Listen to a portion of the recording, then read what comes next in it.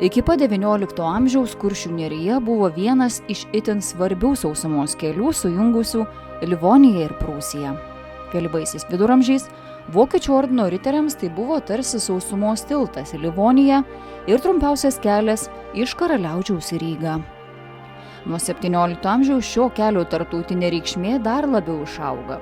Jis tampa europinės reikšmės pašto keliu. Kuršių nerija keliauja ne tik siuntiniai, laiškai, pinigai, bet ir pirkliai, intelektualai, Europos valstybių monarchai. Kuršių nerija buvo svarbi Europai susisiekimo grandinės dalis. Tas 100 km pajūriu riedėdavo karietos iš Paryžiaus iki Sankt Peterburgo. Nesvarbu, kad užtrukdavo kone mėnesį, bet buvo galimybė nukeliauti. Ir Kuršių nerija čia buvo svarbi. Bet tie visi keliautojai, tame tarpe, pavyzdžiui, ir tokia garsenybė kaip Vilhelmas von Humboldtas, tuo metu Prūsijos švietimo ministras, palikęs prisiminimus, rašė, kad smėlis ir smėlis, jokio augalėlio nėra, tik tai žuvėdros virš smėlio kalnų ir žodžiu. Bet kita vertus, tas smėlio peizažas, arba jeigu norite, dykumos peizažas prie jūros, jis irgi turėjo savo šarmą.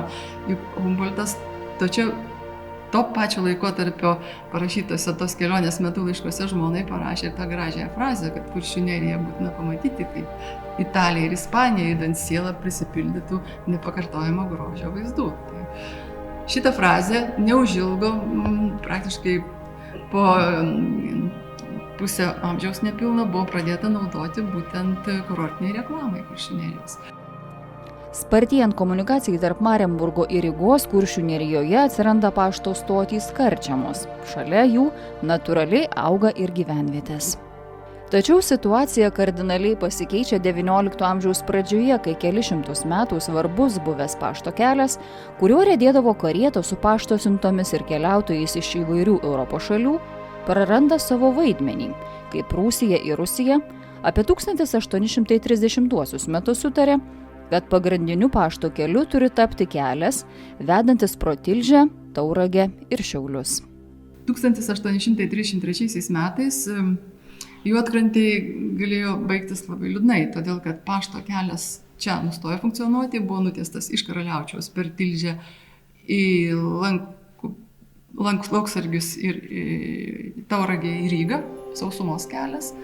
Ir tada šita buvusi kelišimtus metų svarbi susisiekimo arterija netenka prasmės. Tai reiškia, kad gyvenvietės, kuriuose veikia smuklės ir pašto stotis, tas fenomenas yra nuo 17 pabaigos, jos irgi netenka pajamų.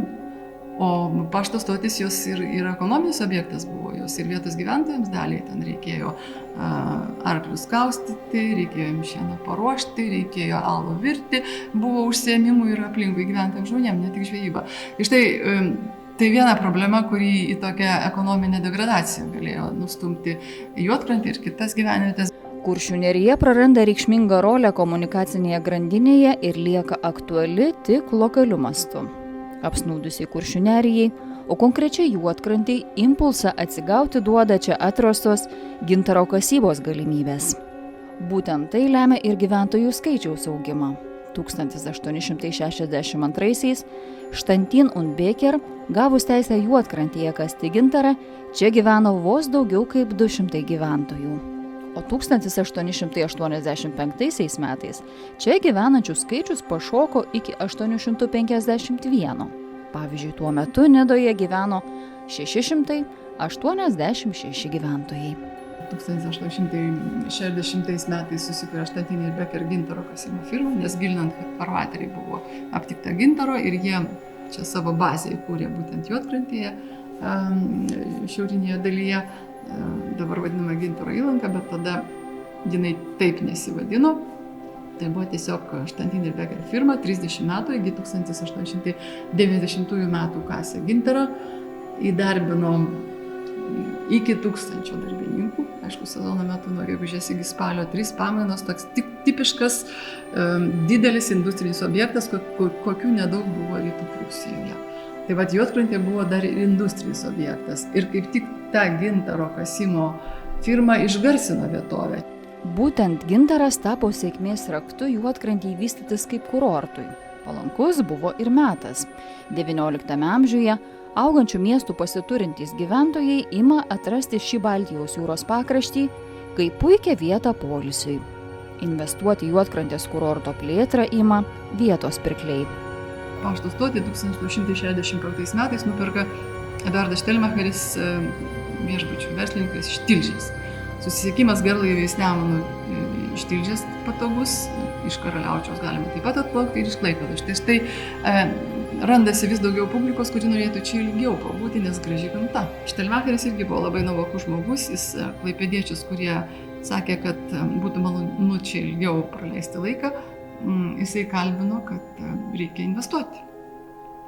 Ir jo pastangomis tas smuklioje svečių namais virto tokiais, kur jau galima pernakvoti, nes pasistatė papildomas patalpas. Galiausiai sudegė smuklioje 1879 ir tada pasistato tikrai didelį viešbutį, 2 korpusų, mūrinį. Iš esmės jisai yra išlikęs tas vaizdas to buvusio viešbučio. Ir štai tai ir buvo kurorto pradžia. 1879 ne tik tas viešbutis, bet dar vienas didelis viešbutis pastatomas. Tas kurortas vystėsi todėl, kad investavo klaipėdiškiai, iš dalies ir Tilžės gyventojai, kažkiek Karaliaučių žmonės.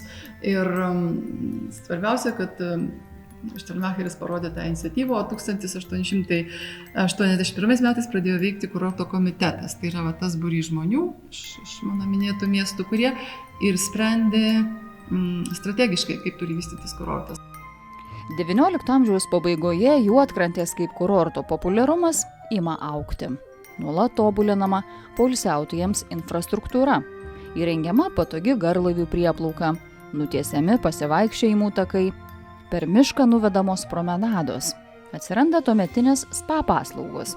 Kurortas gražėja, pirklių iniciatyva. Jie pastatė prieplauką, kad būtų garlaiviui patogu išlipti, nes kol jos nebuvo, tekdavo dar į valtelę perlipti, į krantą nusigauti ir toliau.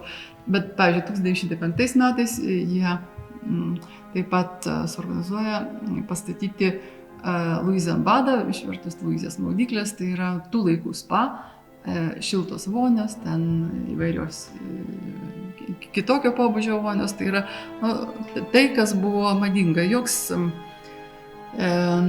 prestižinis kurortas negalėjo save tokiu laikyti, jeigu jis neturėjo šiltų vonių. Tai yra maudymas iš šaltoje jūroje, ne visiems patiko ir netgi nelabai daug kas mėgo tai daryti.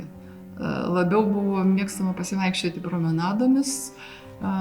Turime, kokia epocha buvo, tai ne šiaip vadinama Belle epocha, gražioji epocha, tai buvo gyvenimo stilius lėtas ir į kurortus ne visi, nors žinoma dauguma sveikatos tikslais važiuodavo, kartais važiuodavo ieškoti poros, čia buvo kur save parodyti ir tą visi ir stengiasi daryti, todėl tas promenados, šokių vakarai viešbučiuose. Na, žodžiu, toks bendras europinis kurortinės kultūros lygis čia buvo garantuotas. Taigi, pirmasis Kuršių nerijos kurortas, iš esmės pirmasis šitame krašte, jis buvo kuriamas žmonių, kurie turėjo gerą nuovoką, kaip tai daryti ir sugebėjo padaryti puikų rezultatą. Taigi, pirmo pasaulinio karo tai ir yra Juodkrantės kurorto aukso amžius. Kad Juodkrantė tampa vis populiaresnė, byloja ir to meto statistika. Paskutiniais XIX amžiaus metais sezono metu kurorte apsilankydavo 1500–1700 poilsiautojų. 1902 atvyko 2352, o 1913 jau 4071 registruotas svečias. Pagrinde Karaliaučiaus, Tilžės, Klaipėdos gyventojai tai buvo verslininkai vokiečiai, pasiturinti žmonės, žinoma. Jeigu kalbame, pavyzdžiui, apie Kransą, tai ten dar labai populiaru buvo ir aristokratai atvykdavo ir iš Rusijos imperijos, ir iš Austrijos, Vengrijos imperijos. Nu, žodžiu, reikėjo pinigų turėti dažnai nemažai, bet Juodkrantė galbūt ir buvo to skirtinga, kad ji labai demokratiškai visiems siūlė kainas. Pavyzdžiui, nuo 20 amžiaus pradžios buvo galima ir žvejų namuose. Jie pasistatė namus jau didesnius, su saulėtom verandom, su nuomojimais kambariais ir ten buvo galima pigiau pailsėti. Taip, kad jį ir netgi reklamavo Juodkrantė save 1903 išleistas vadovas po Juodkrantę. Ten net pabrėžima, kad labai laukiamos šeimos su vaikais, demokratiškos kainos ir taip toliau.